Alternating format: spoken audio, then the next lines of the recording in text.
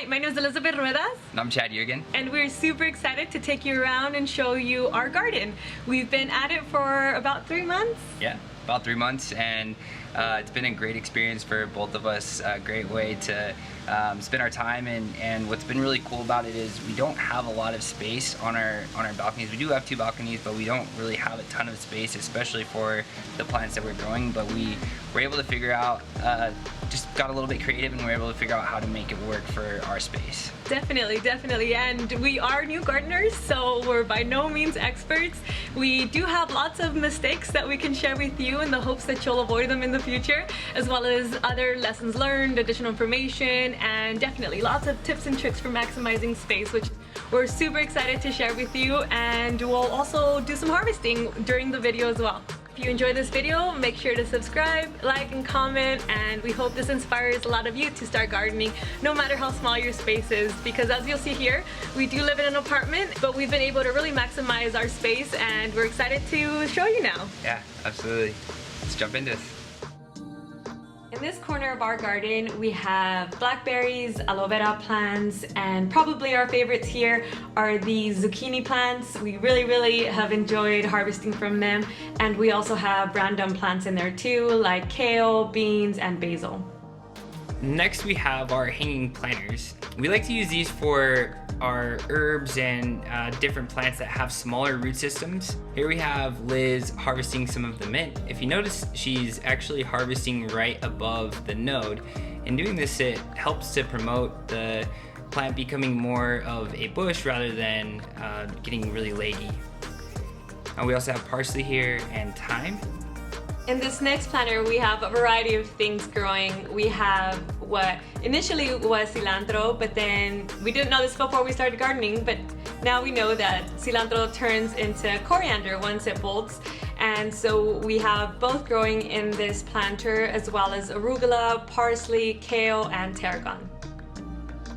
In this next one, we have some kale, radishes, and even some spinach that we planted a little bit too late in the season. We learned that because it got warm too quickly, that the plant actually ended up stressing out and bolting. So what we're gonna do is we're gonna save the seeds from it and plant it in the next season. Moving on to the last planter on this balcony. This one has mixed greens. Then next to that, we have 2 different types of oregano. A large kale plant right smack in the center, as well as some parsley, more kale, and thyme. So you might be wondering why we have such a mixture of things growing together, and this was kind of an accident, but also kind of on purpose. Through some of our research and I guess lessons learned as well, we realized that a lot of the herbs and spices tend to keep some of the pests away, especially from those that are most vulnerable, such as in this case kale and mixed greens. However, not on accident. We always make sure to harvest no more than 1/3 of the plant, just to make sure that the plant does stay strong and healthy. In order to maximize our space on this balcony, we realized that we had some useful space underneath each one of the hanging planters. So now we're going to show you what we have growing there. Another lesson learned here, we actually learned that we weren't able to grow our red cabbage the way that we would have liked. We were still able to harvest plenty of the leaves, but we weren't able to get it to grow to a head, unfortunately. But we did end up gifting one of the pots that we had for the red cabbage to Liz's mother, and she was actually able to grow a much larger plant. So because of our microclimate and maybe the size of the pot, it just didn't allow for that plant to flourish. One plant that is flourishing, however, is this oak leaf lettuce. What's really nice about having a container garden is that you can literally pick up those containers and move them around your garden. So this used to be in a sunny spot, but we actually moved it over into the shade to keep it from bolting. Probably one of our easiest and most productive plants that we have is the tomatoes. In this single harvest, we're getting close to 6-7 tomatoes. One thing to know about tomato plants, however, is how prone they are to disease.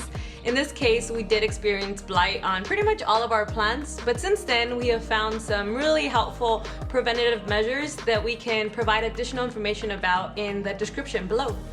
Up here we have some seed starters. We kind of built a barrier around them with these larger plants just to protect them since they are a little bit smaller and more fragile. So put the barrier around them. And then we also have this large romaine lettuce plant that ended up bolting, but we got so many good harvests off of it. Really happy and how productive that one was. So we're gonna collect the seeds and save them for next year.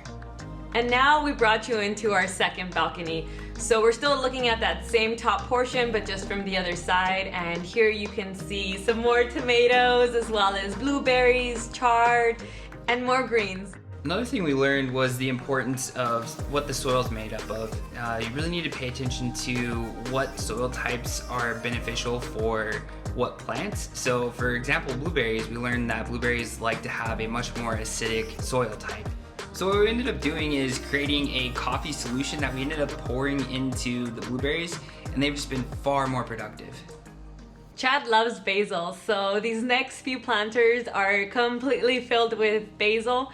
Here we have some Thai basil, and Chad is demonstrating how we should go about pruning it. You essentially want to cut off a piece of it right above a node, and once again that will encourage it to just become a much fuller plant rather than growing tall and skinny like this plant, which has produced beautiful flowers that the bees love and we're excited to harvest seeds from. Here we have an example of oversowing. The reason why we do this is because in case some of the seeds don't end up germinating, we still have the opportunity to have plenty of growth there, but in this case we actually had overgrowth. All the plants, all the seeds were successful. So far we've seen Thai basil, mammoth basil, and here we have some additional basil. But in this planter we initially just started growing bell peppers, but didn't have great success with them. As you can see, they're super tiny and cute, but we were hoping for something a little larger, and it turns out you likely need a larger container in order to get that type of growth. So we decided to maximize our space here, so we also planted basil and beans.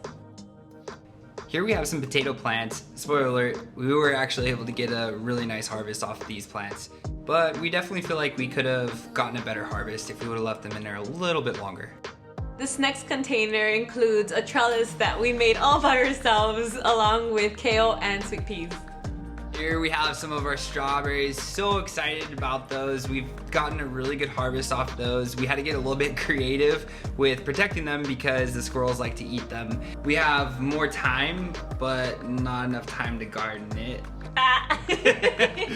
We also have this basil and onions. The basil is really cool. We're really excited about that. We were able to actually grow it over a winter season, so it's not a annual, it's actually a perennial plant for us.